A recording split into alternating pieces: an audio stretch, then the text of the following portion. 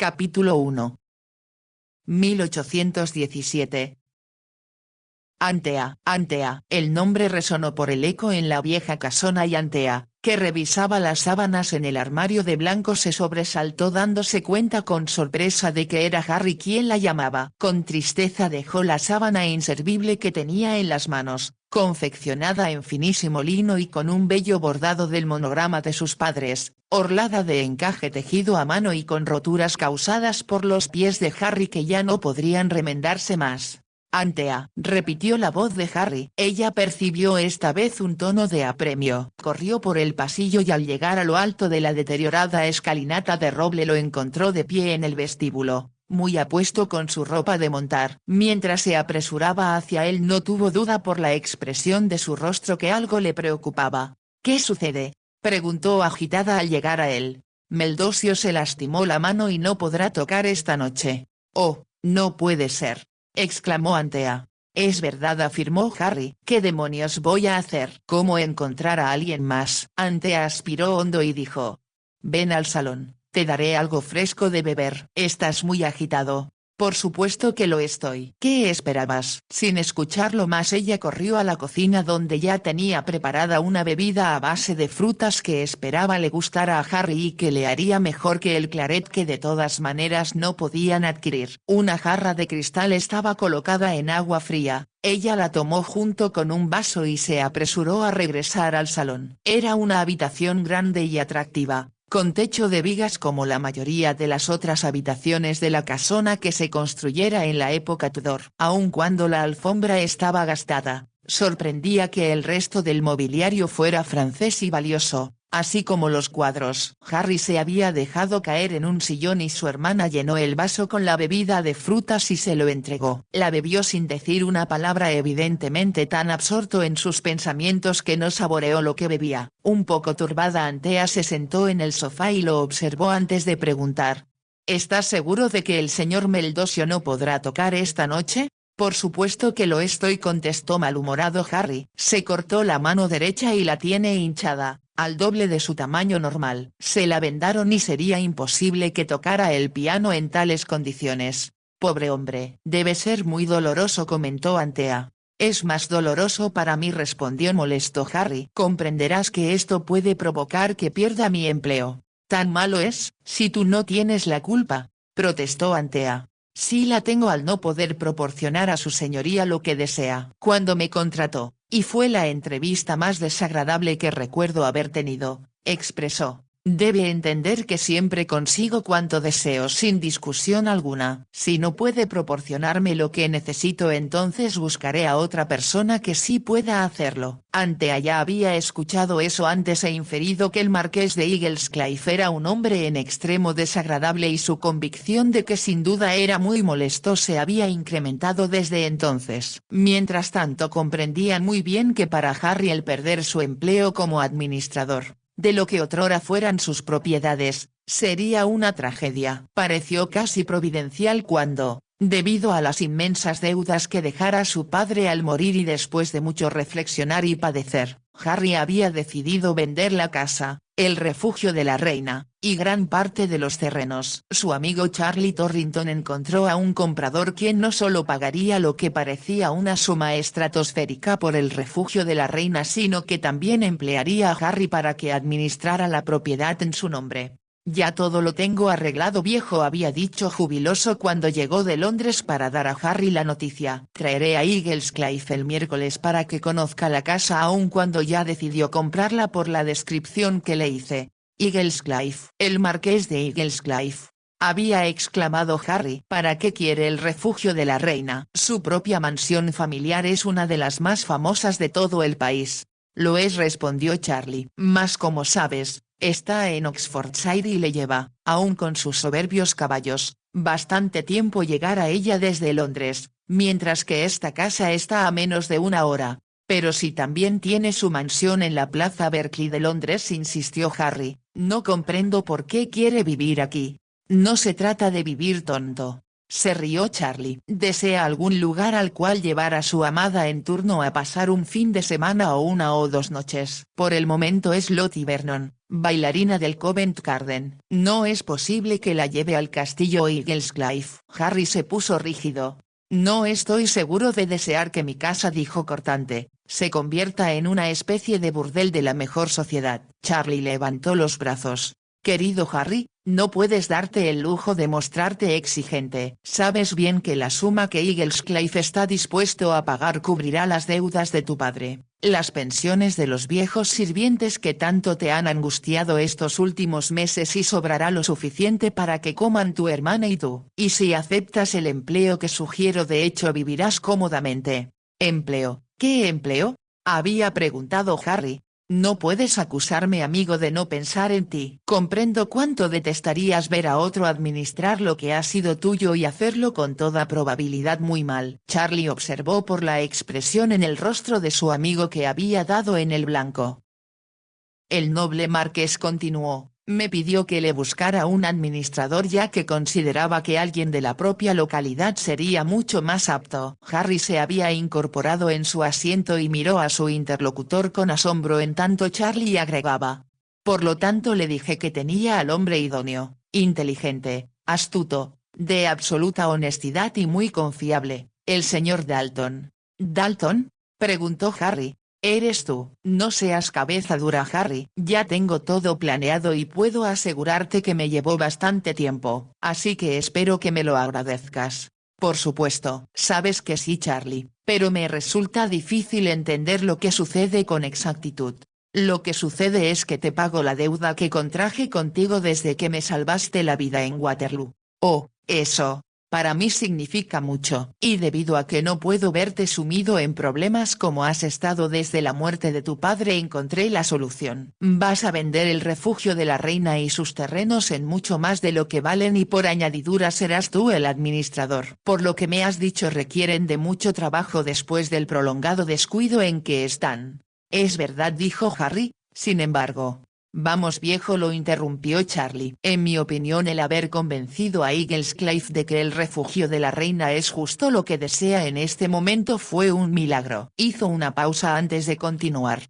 Está dispuesto a invertir una fortuna en la casa. Y tú sabes bien que se necesita. La última vez que me hospedé aquí la lluvia goteaba por el techo y pesqué el peor resfriado de mi vida. Harry se incorporó. Dio unos pasos hacia la ventana y miró con la vista perdida hacia el descuidado jardín. Charlie Torrington lo observó con pena. Sabía cuánto dolería a Harry vender el refugio de la reina que perteneciera a su familia desde la época de la reina Isabel. Era de gran belleza, pero como el finado Lord Colmbrook no había tenido para reparaciones, el techo goteaba, docenas de ventanas requerían arreglos y todos los pisos rechinaban lastimosamente. Además de eso, como bien sabía Harry, no había dinero para pagar a la servidumbre, ni para la manutención de él y su hermana. A la vez, separarse de esa casa, en la que viviera su familia desde la época isabelina, sería tan doloroso como perder un brazo o una pierna. Se hizo el silencio hasta que Harry preguntó en tono pesaroso. ¿Cuándo desea ocuparla el marqués? En cuanto el lugar le brinde suficiente comodidad, y conociendo a Eaglescliffe sospecho que eso significa mañana. Imposible, comentó Harry. Charlie se acercó para poner un brazo sobre los hombros de su amigo. Escucha, Harry, sé que esto te perturba, pero a la vez quien supervisará las reparaciones y las renovaciones que harán a la casa lucir como si fuera nueva serás tú. Yo, exclamó asombrado Harry. ¿Y quién más? Eso lo disfrutarás. Significará que verás la mansión lucir en todo su esplendor y siempre has dicho que tú y tu hermana tarde o temprano tendrían que mudarse a la casa de las viudas porque el techo se les caería en la cabeza. Era verdad, pero ni siquiera Harry había anticipado, aun cuando había oído hablar de él y lo conocía. ¿Cómo era el marqués de Eaglescliffe? Llegó con Charlie en un faetón tirado por 4 caballos que pusieron verde de envidia a Harry. El faetón mismo era lo más elegante que él había visto y al descender el marqués admitió que ningún hombre podría ser más impresionante o más elegante que él. A la vez miró la mansión con actitud tan despectiva que provocó que Harry lo odiara. ¿Esta es la casa?, preguntó con desdén. Pensé que le causaría admiración a su señoría, respondió entusiasmado Charlie. Es el mejor ejemplo de arquitectura Tudor en todo el país y, como puede imaginar, se llama el refugio de la reina porque la reina Isabel durmió aquí, además de hacerlo en cientos de otros lugares, comentó sarcástico el marqués. Bueno, así lo quiso la reina, respondió Charlie. Aun cuando, como le previne, necesita muchas reparaciones, no puede dejar de ver las enormes posibilidades de restauración que ofrece. El marqués no respondió. Entró en el vestíbulo con su escalinata de roble y la chimenea de piedra donde, como comentara en cierta ocasión Charlie, se podía quemar un árbol entero. Después lo condujo al salón, con las ventanas con vista al antiguo jardín de rosas, y se detuvo un momento para mirar el retrato de una bella Lady Colnbrook de quien se decía que había fascinado a Carlos II. ¿Son retratos de familia?, preguntó el marqués. Sí, todos ellos, respondió con rapidez Charlie. Por supuesto no se incluyen en la venta, pero estoy seguro de que si algo más le agrada a su señoría Lord Colnbrook estaría dispuesto a discutir su venta. Se dio cuenta de que Harry, a quien presentara como el señor Dalton y estaba detrás de ellos, se había puesto rígido. El marqués miró despectivo todo, incluso la antigua biblioteca, con sus muros llenos de libros con cubiertas de piel pero ya gastadas, y fue evidente que no mostró interés en ellos. Después de visitar todas las habitaciones de la planta baja, incluso la capilla y los salones principales del primer piso, donde las cortinas de las camas y ventanas estaban en ruinas, dijo: «Piden una suma exorbitante por muy poco, y no incluye su contenido», respondió Charlie, «pero sé que su señoría, tan conocedor de arquitectura, aprecia sus finas proporciones y por supuesto su exterior, así como la ubicación de la casa, que es única». El marqués no respondió. Harry se sintió seguro de que cancelaría el trato o discutiría el precio. Imprevisible, como lo era siempre, el marqués no hizo ninguna de esas cosas. Se limitó a regresar al vestíbulo. Le dijo a Harry que lo contrataría por recomendación del mayor Torrington, con la advertencia de que si su trabajo no resultaba satisfactorio se le despediría. «Permítame poner en claro», Dalton dijo con voz dura, «que espero perfección y me propongo obtenerla. Haré cuanto pueda para satisfacer a su señoría», comentó Harry con dificultad. Le resultaba difícil mostrarse servicial cuando era su propia casa la que estaba en venta y tal parecía que el comprador consideraba desagradable todo en ella. De pronto el marqués comentó inesperadamente: «Tengo entendido que usted sirvió junto con el mayor Torrington en una brigada que participó en la batalla de Waterloo». «Así es, su señoría», respondió Harry. «Una gran batalla y deseo que muestre la misma inteligencia, iniciativa y eficiencia si trabaja para mí». «¿Comprende?».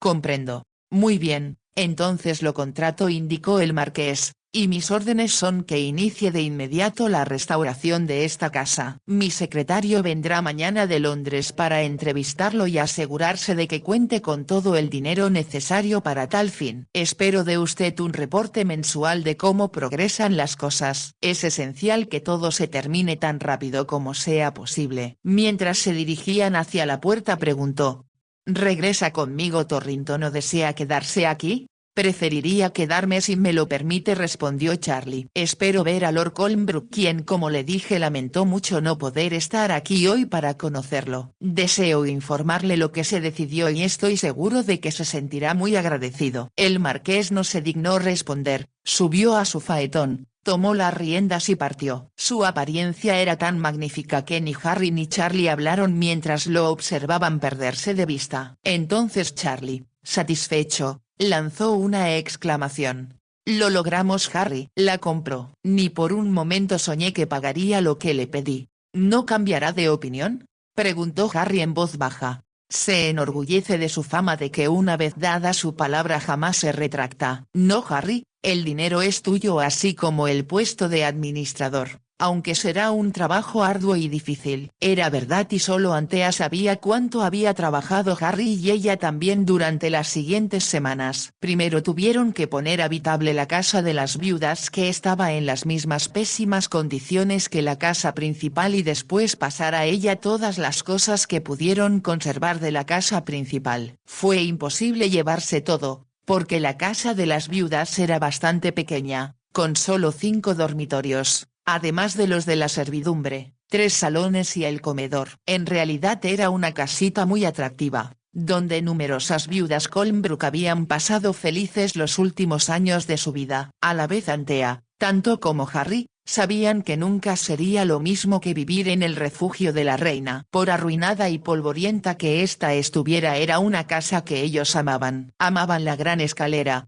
por cuyo pulido pasamanos se deslizaran de niños, los largos corredores con innumerables habitaciones que se abrían a ellos, y la historia de cada rincón de la casa, con sus escondrijos y escaleras secretas, fantasmas y calabozos donde en las noches de invierno Antea estaba segura se escuchaban los lamentos de los prisioneros encarcelados ahí. Su padre siempre se había reído y decía que en realidad no eran calabozos sino sótanos ocultos donde sin duda durante la tiranía de María Tudor los protestantes y después los católicos se habían ocultado cuando la reina Isabel hacía quemar a los herejes en la hoguera. Más tarde, había añadido Lord Colnbrook, sin duda habían servido a los contrabandistas que surtían a los terratenientes dispuestos a pagar grandes sumas por los vinos franceses, en especial el brandy. Pero Antea no dejó de pensar en esos oscuros sitios como calabozos y jamás bajaba a ellos si podía evitarlo. Por toda la casa ella y Harry habían jugado y se habían escondido asustándose entre sí o a la servidumbre fingiendo que eran fantasmas. Ahora pensó con tristeza Antea. Desconocidos se sentarían en las habitaciones donde su madre recibía y un nuevo dueño dormiría en la habitación de su padre y de sus ancestros. Cuanto más pensaba en el marqués más lo detestaba, aun cuando se dijo que eso no era cristiano y que debía estarle agradecida por dar a Harry el dinero que tanto se requería. Sin embargo estaba segura de que era un hombre autoritario y cruel que no sentía compasión por nadie.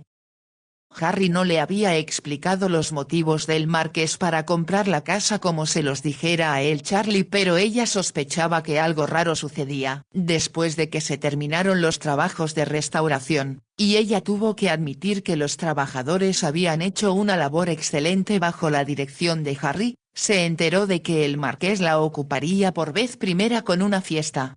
No se quedarán mucho tiempo, escuchó que Charlie le decía a su hermano ignorando que ella los oía. Lottie tiene que regresar al teatro la noche del lunes. Pero tengo entendido que no baila la noche del sábado, así que llegarán a tiempo para cenar. Aun cuando vivía en el campo y no sabía nada de Londres, Antea había escuchado a Harry referirse a Lottie Vernon como una extraordinaria bailarina y él y Charlie la admiraban tanto, como al parecer lo hacían todos los jóvenes de los clubes de St. James. Eaglescliffe le ha obsequiado joyas como para que parezca un árbol de Navidad, escuchó Antea que comentaba Charlie en otra ocasión. Le causó extrañeza que el marqués gastara tanto dinero en una actriz, pero supuso que sería un gran admirador de su talento. Tal vez era algo similar a cuando otro hombre le daba un ramo de flores, se dijo al recordar que su padre comentara que las bailarinas y las cantantes de ópera siempre recibían enormes ramos después de sus actuaciones y que se habrían sentido muy perturbadas si sus admiradores no se los enviaran. A la vez el comportamiento de Harry la hizo inferir que estaba nervioso por la fiesta. Charlie acudía con frecuencia para contar a Harry cuánto sucedía en Londres y Antea comprendía que intentaba así compensarlo por las diversiones que se perdía mientras sus nuevos deberes lo obligaban a permanecer en el campo. No es que a Harry le importara, ya que su única ansiedad era cumplir con todo lo que el marqués le solicitaba y evitar que lo despidiera de su puesto de administrador, que como anticipara Charlie era en verdad una gran compensación al hecho de no ser ya el dueño. Ella tuvo que admitir que era fascinante observar cómo la casa estaba más hermosa día a día. Con dinero suficiente Harry había podido contratar a todos los albañiles, carpinteros y pintores que vivían cerca. Llegaban temprano por la mañana en carretas tiradas por 2 caballos y los regresaban a casa por la tarde de la misma manera. Antea estaba muy orgullosa de que Harry se mostrara tan eficiente en una tarea que no había realizado jamás. Por supuesto, como soldado estaba acostumbrado a dar órdenes y a esperar que le obedecieran, pero ella comprendió que también desplegaba el mismo encanto que su padre.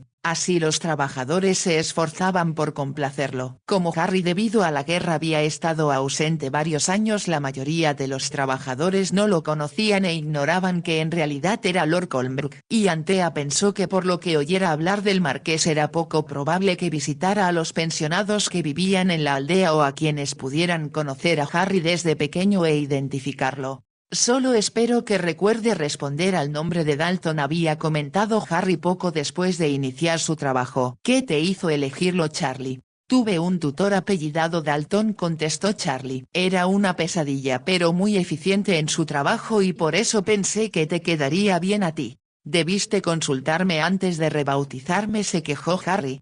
No hubo tiempo, amigo. Pensaba en ti cuando estaba en el Club White. Entonces llegó Eaglescliff y alguien me susurró. Ahí viene Midas, ayer ganó mucho en las carreras. El dinero llama al dinero. Lo dijo con amargura. Sin embargo, se me ocurrió que era justo la persona que necesitabas para vender el refugio de la reina. Harry guardó silencio y Antea, al pensar que se mostraba desagradecido, se apresuró a intervenir. Ha sido muy amable Charlie y sabe bien que ya no podíamos continuar como estábamos. Charles la miró como si fuera la primera vez. Por supuesto tenía años de conocerla pero era 5 años menor que su hermano y él se había acostumbrado a considerarla como una niña. Ahora se dio cuenta de que había crecido mientras ellos luchaban contra los franceses y se había convertido en una atractiva jovencita. De hecho, adorable era la palabra adecuada, pensó para sus adentros. Sin embargo, aún había algo muy infantil en sus ojos azules de mirada clara e inocente que comprendió que no debía entrar en contacto con Eaglescliff. Esperó hasta que ella salió de la habitación y enseguida dijo a Harry con voz muy baja.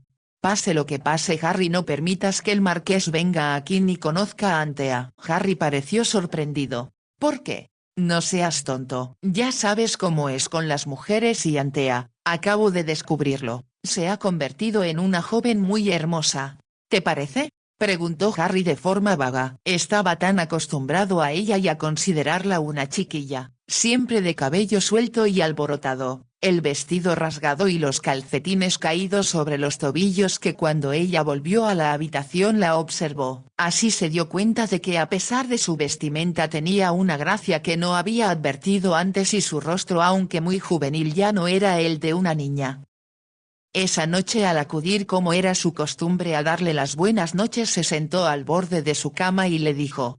Escucha, Antea, Charles me comentaba hoy que cuando el marqués llegue el fin de semana no deberás conocerlo. Antea se rió. Jamás pensé en hacerlo. ¿Supones que me invitará a cenar? No. Desde luego que no. Solo pensaba en que mientras él esté en la casa no debes salir a cabalgar ni a caminar y por supuesto por ningún motivo debes ir a el refugio de la reina. Sé lo que te preocupa. Como nos parecemos y me ve, puede sospechar que no eres en realidad el señor Dalton. Harry aceptó esa explicación con alivio. Exactamente. En eso pensaba y por lo tanto debes ser muy cuidadosa. Mantente fuera de su vista. Escuchar es obedecer, amo, bromeó Antea. Pero alguna vez me gustaría conocerlo de algún modo. Nunca he conocido a un marqués. No lo verás. Ordenó con brusquedad Harry. Entiende bien, Antea. Permanecerás aquí y si por alguna razón llegara a venir, asegúrate de que Nanny le diga que no estás en casa. Antea se reclinó sobre sus almohadas riendo.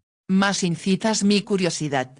Nada de curiosidad respecto a él. Es un hombre muy desagradable, de reputación escandalosa. Si se hubiera presentado otro comprador jamás le habría vendido la casa al marqués. No creo que hubiéramos tenido muchas proposiciones. Así que me siento agradecida, Harry, de que ya no tengamos el peso de las deudas de papá por el resto de nuestras vidas. Se detuvo un momento al notar que su hermano fruncía el ceño y continuó.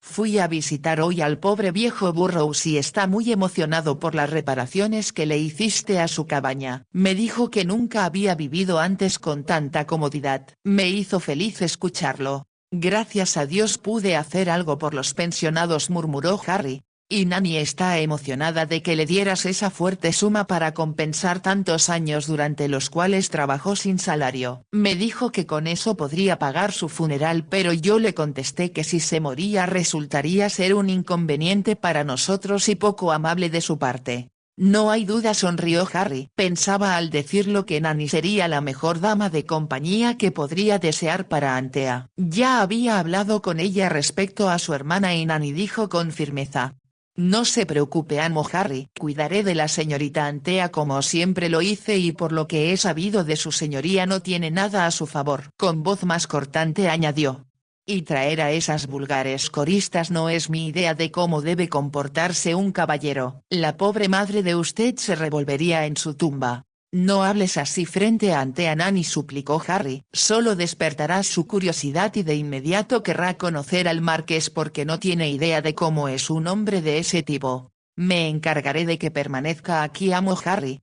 Quiero decir, su señoría. No soy su señoría para ti, Nani. Soy el señor Dalton. No lo olvides. Al salir de la cocina escuchó refunfuñar a Nani.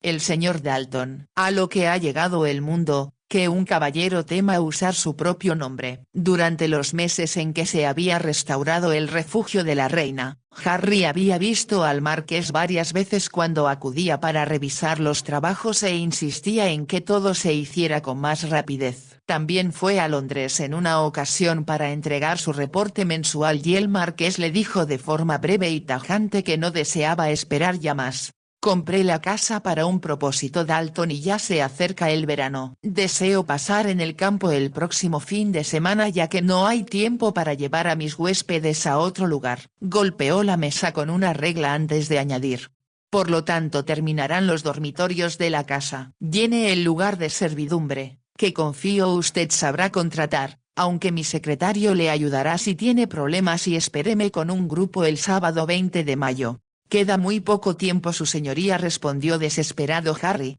No para mí, contestó el marqués. Llevaré no solo a la señorita Lottie Vernon, de quien sin duda ha oído hablar, sino a varias jóvenes y atractivas bailarinas del Covent Garden, quienes nos ofrecerán un espectáculo durante la cena.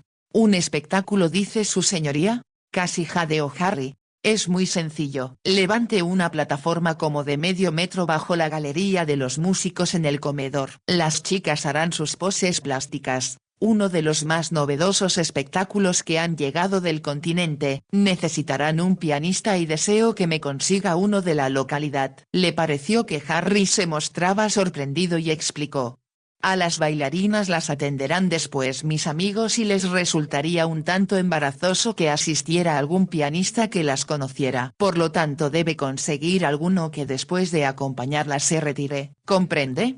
Por supuesto, su señoría. El marqués lo pensó un momento y agregó: sería muy grato tener música durante la cena, música suave que no interfiera con la conversación pero haga más agradable la atmósfera del enorme comedor. Ordene al pianista que toque en la galería y baje cuando lleguemos a los postres, que será cuando se inicie el espectáculo en el escenario que usted prepare. Tengo entendido que solo necesitan música de acompañamiento para hacer las posturas. ¿Está claro? Estoy seguro de poder arreglarlo, su señoría, respondió Harry. Tenemos un talentoso pianista que se retiró después de tener problemas con su corazón. Pero es un buen ejecutante y sin duda estará encantado de tocar para su señoría por unos modestos honorarios. Páguele lo que pida, ordenó el marqués. No me moleste con detalles, solo asegúrese de que todo sea como lo deseo y que el escenario por supuesto se decore con flores. En camino de regreso a casa, Harry se detuvo en la casita del señor Meldosio en las afueras de la aldea. Un hombre atractivo de ascendencia italiana ya con el cabello blanco vivía con su hermana, que cuidaba de él y dedicaba la mayor parte de su tiempo a su aviario. Saludó a Harry con alegría. ¡Qué inesperada sorpresa, Lord Colmbrook! Tenía tanto tiempo sin verlo que pensé me había olvidado. Supongo que sabe lo ocupado que estoy en el refugio de la reina. Así es, y tengo entendido que ahora es usted el señor Dalton, administrador de la finca. Exacto. Y deseo su ayuda el sábado por la noche. El señor Meldosio se mostró encantado de colaborar. Será como en los viejos tiempos, dijo. Aun cuando mis dedos están un poco tiesos por la mañana los ejercito diariamente y no creo que la señorita Lottie Vernon se sienta a disgusto conmigo. Estoy seguro que admirará su música. Como todos lo hacemos, respondió Harry. Al llegar a casa comentó a Antea lo que había arreglado. Ahora al verlo ella se dio cuenta del desastre que sería si quedaba mal con el marqués la primera noche de su llegada. Era ya la mañana del sábado y aun cuando Harry fuera a alguna población cercana dudaba que pudiera encontrar a alguien tan capaz como el señor Meldosio y no había tiempo para audiciones ni ensayos. ¿Qué voy a hacer, Antea? ¿Qué demonios puedo hacer? Es muy sencillo, respondió ella. Tengo la solución, puedo tocar yo. Harry la miró como si hubiera perdido el juicio. ¿Tú? Por supuesto que no, no seas absurda. Sabes que puedo tocar el piano, no tan bien como el señor Meldosio, pero no lo hago mal. Lo suficiente para complacer a papá, y él dijo una vez que si tuviera que ganarme la vida estaba seguro de que con bastante práctica podría convertirme en una profesional. Lo decía solo por halagarte, mas al decirlo Harry recordó que su hermana era una excelente pianista y que mucha gente le había comentado lo cautivados que quedaban al escucharla. Ella tocaba el órgano en la iglesia cada domingo y aunque él mismo tenía poco oído musical sabía que del viejo instrumento que debió reemplazarse años antes Antea era capaz de obtener sonidos que podían haber provenido de los propios ángeles. Todo eso cruzó por su mente hasta que de pronto pensó en el marqués y exclamó: «Imposible, por completo imposible». «Muy bien, entonces encuentra a alguien más». Antea miró hacia el reloj y añadió: «Es casi mediodía». «Tienes solo 8 horas para conseguirlo». Harry gruñó.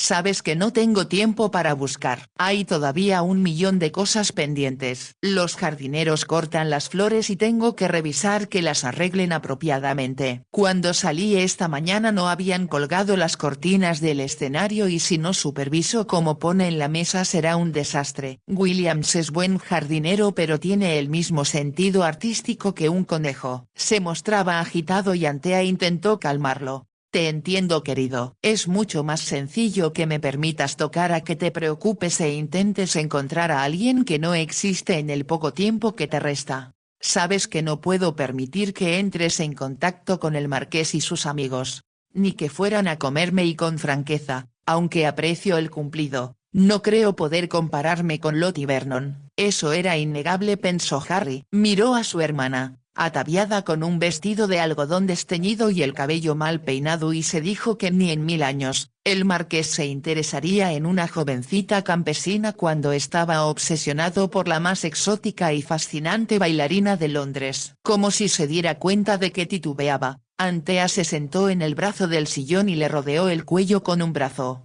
«Escucha, querido, sé que te preocupas por mí y eso es muy amable de tu parte, pero te prometo por mi honor que me comportaré con sensatez. Solo interpretaré lo que se espera de mí y después regresaré a casa tan rápido como sea posible acompañada de Nani». «¿Llevarías a Nani contigo?». Harry contempló la idea como un salvavidas en medio de un mar enfurecido.